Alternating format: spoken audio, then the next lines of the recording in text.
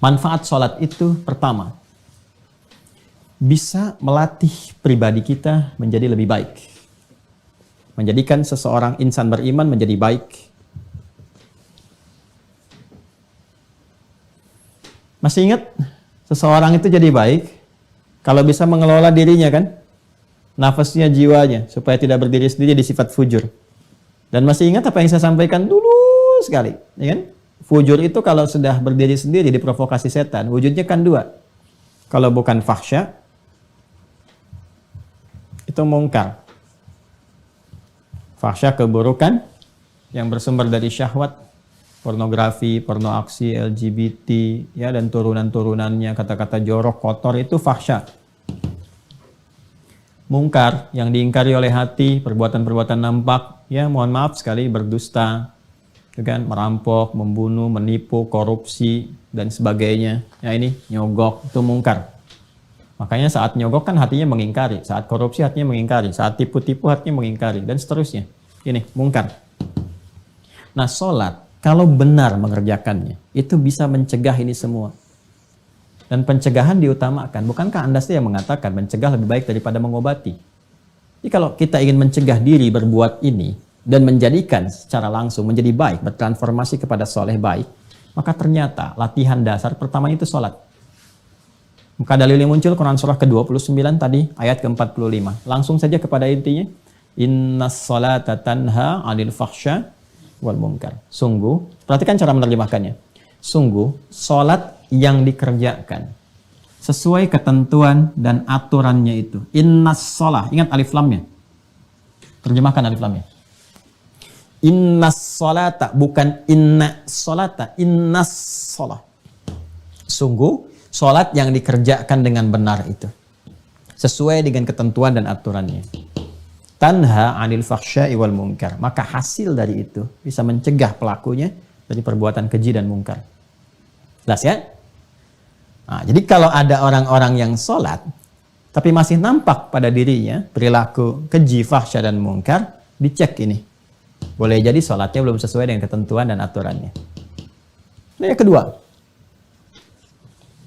sholat menghadirkan ketenangan kepada jiwa. Lebih tenang. Orang sholat itu tenang bawaan jiwanya.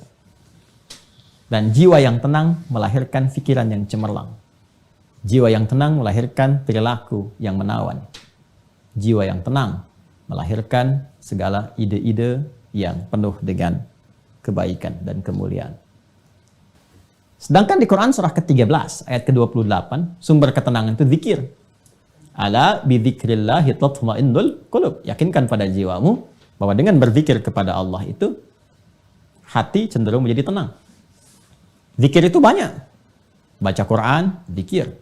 Karena Qurannya disebut zikir. Quran surah ke-15 ayat 9. Inna nahnu nazzalna dzikra wa inna lahu lahafidun.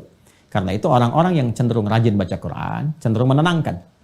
Doa itu zikir. Quran surah ke-7 ayat 205. Wadhkur rabbaka fi nafsika tadarruan wa khifatan wa duna jahri minal qaul. Makanya doa cenderung menenangkan. Kemudian apa lagi? Kalimat thayyibah, astaghfirullah, alhamdulillah, Allahu akbar, subhanallah, itu bagian dari zikir. Ya, fa idza qadaytumus salata fadhkurullah. Kalau tuntas salat, zikir kepada Allah. Quran surah ke-4 ayat 103. Makanya orang-orang yang zikir itu kelihatan tenang. Ya, ahli zikir itu tenang. Enggak ada ahli zikir emosian. Tenang. Ahli zikir itu tenang, auranya, karismanya, macam-macam itu. Zikir. Dan salat itu puncaknya zikir karena memadukan semua itu. Dalam salat ada takbir, Allahu akbar. Dalam salat ada tahmid, alhamdulillah. Dalam salat ada apa lagi? Ada tasbih, subhanallah, subhana rabbiyal a'la wa bihamdi. Dalam salat ada istighfar, Allahumma ighfirli, subhanakallahumma bihamdika, Allahumma ighfirli. Dalam salat ada Al-Qur'an, Al-Fatihah, baca Al-Qur'an. Ya, dalam salat rukuk, sujud ada doa dan seterusnya. Gabungan. Makanya orang salat itu harusnya cenderung lebih tenang dan salat disebut zikir. Balik ke Quran surah 20 Thaha ayat 14. Disebutkan ketika Allah mengaitkan salat dengan iman, faedahnya zikir. Innani anallahu la ilaha illa ana fa'budni wa aqimis salata li dzikri. Ya, tunaikan salat dengan benar sebagai zikir kepadaku. Zikir kepada Allah itu puncaknya dalam salat. Makanya salat itu dahsyat. Jangankan salat saat mau dilakukan, tempat salatnya aja bikin tenang. Ya, 3.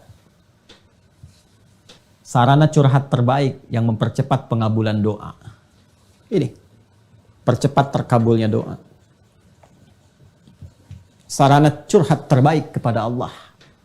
Ya, ingin menyampaikan apa? Curhat kita kan kepada Allah dalam bentuk doa. Quran surah ketiga contoh, Ali Imran, ayat 38 sampai 39. Ya, tentang kisah Nabi Zakaria yang divonis nggak mungkin, yang mustahil kata manusia punya keturunan. Nabi Zakaria sudah beranjak sepuh, fisiknya sudah letih, rambut memutih. Ya, istri terutama divonis dengan hal-hal teknis secara medis yang katanya tidak mungkin punya keturunan. Apa yang dilakukan? Curhatnya kepada Allah. Beliau sholat. Sholat tuh, solusinya sholat. Ya, hunalika da'a Zakaria Rabba, di mihrab itulah, di mihrabnya Maryam dia berdoa. Sholat. Ya, nanti tahu sholatnya di ayat 39. Hunalika da'a Zakaria Rabba, qala rabbi habli min ladunka dzurriyyatan thayyibah innaka sami'ud du'a. Beliau berkata, ya Allah, mereka mengatakan aku nggak mungkin punya keturunan. Ketika mereka mengatakan tidak mungkin, maka aku beralih kepadamu yang tidak punya batas dalam kemungkinan. Nah, itu tanda ya. Itu fikih Quran tuh. Jadi kalau orang sudah mengatakan ini nggak mungkin bu, ini nggak bisa pak, itu tanda langsung dari Allah bahwa Allah ingin mengabulkan apa yang Anda mohonkan langsung tanpa perantara. Ya, karena itu Nabi Zakaria sudah ngasih contoh yang di surah Maryam itu. Dzikru rahmati rabbika abdahu Zakaria idz nada rabbahu, ya kan, nidaan khafiyya. Rabbi inni wa hanal azmu minni washta'ala ra'su syaiba wa lam akum bi du'aika rabbi syaqiyya. Masya Allah, indah sekali. Ya Allah, aku ini selalu tidak pernah putus harapan kepadamu. Aku selalu berdoa, dari rambutku masih menghitam sampai memutih, fisik letih, tapi aku gak pernah putus dalam memohon rahmatmu, berharap kepadamu. Itu. Apa? Minta keturunan. Puncaknya dimohonkan tuh di mihrab itu dalam salat. Mereka mengatakan mustahil. Dan inilah ya tanda pertamanya. Maka aku memohon kepadamu ya Allah yang tidak pernah punya batas dalam pemberian. Anugerahkan kepadaku dari sisimu saja. Karena orang mengatakan gak mungkin, aku minta darimu saja. Ya, keturunan terbaik. Innaka sami'ud du'a. Engkau pasti mendengar doa hamba. Kalau yang pada maha mendengar pun belum dikabulkan, lantas kepada siapa lagi hamba mesti memohon? Apa yang terjadi? Fanadatsul malaikatu wa huwa qaimun yusalli. Itu dalilnya. Fil mihrab.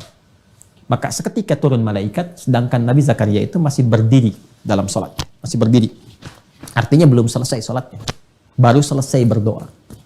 Seketika turun, menyampaikan, Annallaha yubashshiruka bi Yahya. Beri kabar, kau akan punya anak. Dapat kabar dari Allah.